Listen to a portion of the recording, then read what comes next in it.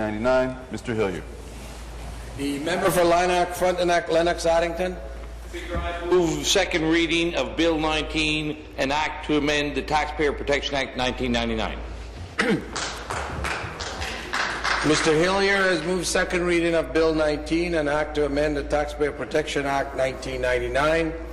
Pursuant to Standing Order 98, the member has 12 minutes for his presentation. Thank you, Speaker. Speaker, I introduced this bill to amend the Taxpayer Protection Act to bring it back to its original intent and purpose, which is whenever the government moves to introduce a new tax or to raise taxes, the government must bring it before the taxpayers in either a general election or by way of a referendum. And here's why it's so important. Speaker, the concern I hear most from my constituents is the rising cost of living. People from all across the province have contacted me, and I'm sure all members of this House, to say they are both concerned and frustrated that no matter what it is, from eggs to milk, from rent to hydro, the cost of living is going up. And we all know the cost of living includes shelter, food, and hydro, but the largest single part of a family's budget are taxes. According to the Fraser Institute's Charles Lamon, and I quote, "Taxes from all levels of government make up the single largest expenditure facing Canadian families." Wow. In fact, the total tax bill has grown more rapidly than every other major item in a family's annual budget every year since 1961. Everything from your income, to your property, to your savings, to your child's education is taxed. I know that the Deputy Premier has talked about this. I'm talking about the coalition member from Hamilton Centre, of course. Just yesterday, the leader of the third party in question period said, and I quote, "The average household budget in this province has taken hits in recent years. They are paying a new tax on gasoline, on home heating, and more." Yep. And now the Premier is indicating that she may be asking people to dig even deeper. Or just the other day, the day before, when she said, and I quote, that everyday families in Ontario cannot actually afford more Liberal taxes that hurt the family budget.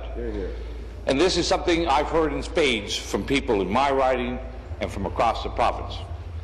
Jane M. from Cloyne, who runs a small store, has told me that because of all the tax increases since the Liberals took over, and especially because of the HST, the retail sector in her community is facing an extreme decline.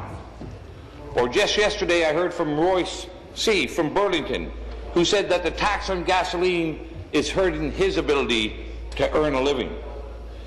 Bill F. from Kingston contacted me to tell me that he had to cut back on the work he does this winter because he couldn't afford to heat his workshop. I know these stories might seem far away and so very distant to some members of this House.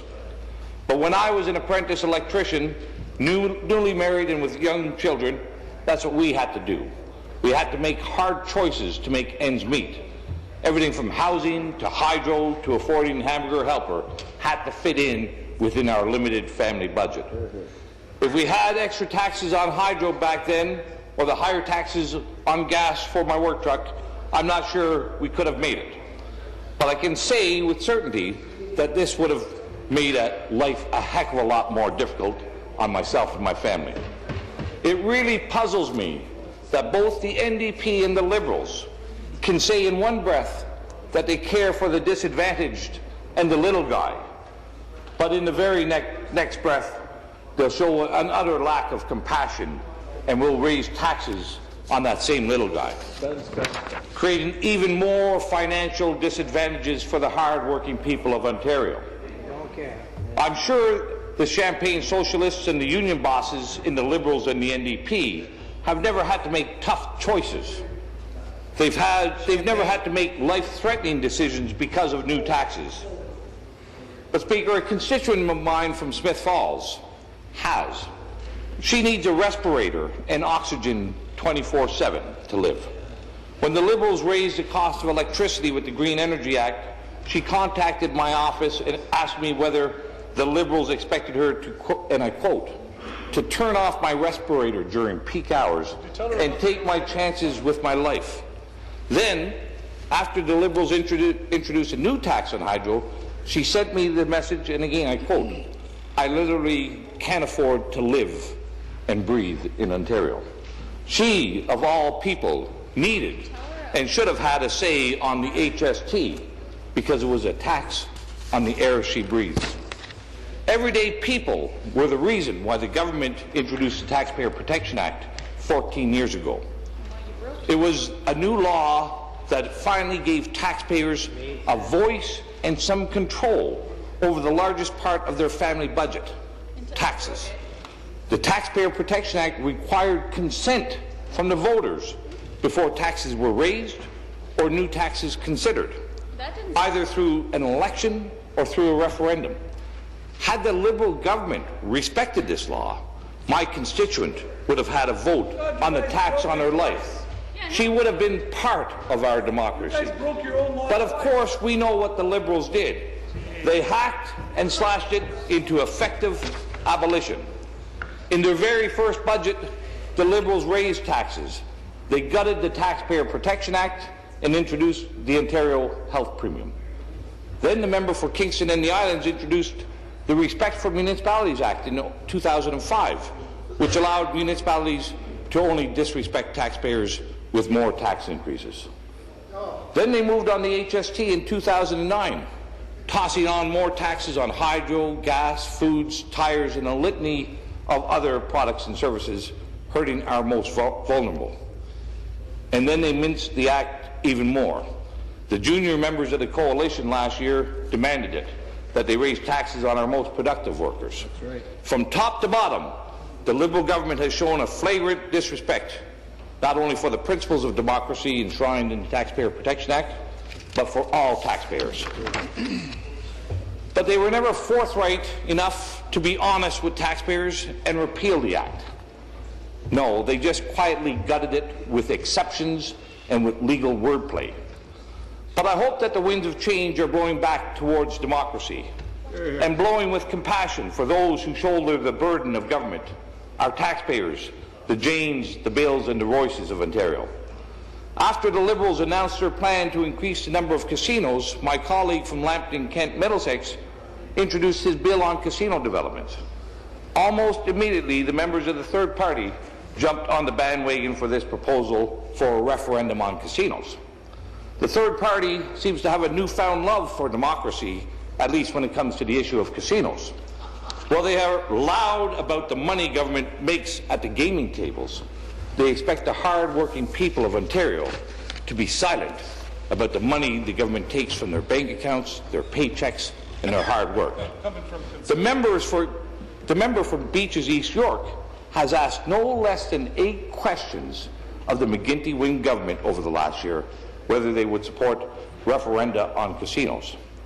On May 3rd of last year, the member for Trinity-Spadina rose in the House and declared, and I quote, "I believe that a referendum has to happen before a casino is adopted in any city, anywhere."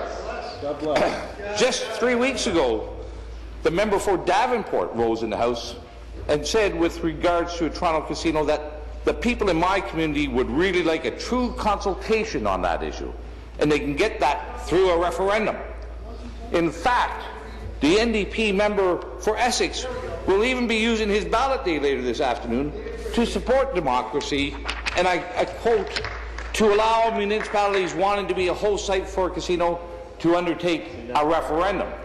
You're not left out. And even the government seems to be paying some attention, or at least paying lip service, to our lost democracy these days. That's true, lip service. On the Premier's website, she says that increased municipal autonomy and local control on the siting of green energy infrastructure is the way that we shall govern. Yeah. Where's that now? She said that only communities that are willing hosts should have green energy projects. Yeah. But you know, the government hasn't proposed a casino that would be right next door to every house in Ontario. But they have taxed every door and every family behind it. Sure did. Nor have they proposed putting a wind turbine on everyone's house. But in the past 10 years, they have introduced countless new taxes, and the Minister of Finance hasn't ruled out further tax increases or as the Premier told me this morning, new revenue tools. The people in this province expect and demand that they will have a voice in their democracy, and that includes tax increases or new taxes. That's taxes. Taxes, unlike casinos and wind farms, affect each and every single person in this province. And they also expect politicians to stand up for democracy and stand on principles, especially on the things that affect people the most. That's taxes.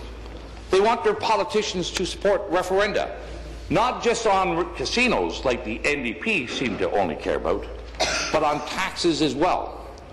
They will not tolerate the contradictions of a party whose Labour critic uses his ballot day on casino referendums, but will he vote for a bill to do the same on taxes? I don't know whether the members of the Liberal Party and the NDP know how taxes affect their constituents, or whether they know how many hard choices they've forced Ontario workers to make because of their history of reckless tax grabs. But I do know that if members of the government and the third party actually care about the democratic principles they purport to uphold when it comes to casinos and wind farms, that they will support this bill, Bill 19, to amend the Taxpayer Protection Act. Anything less, Speaker, is nothing short of hypocrisy of the highest order from the Mimosa Coalition. Thank you.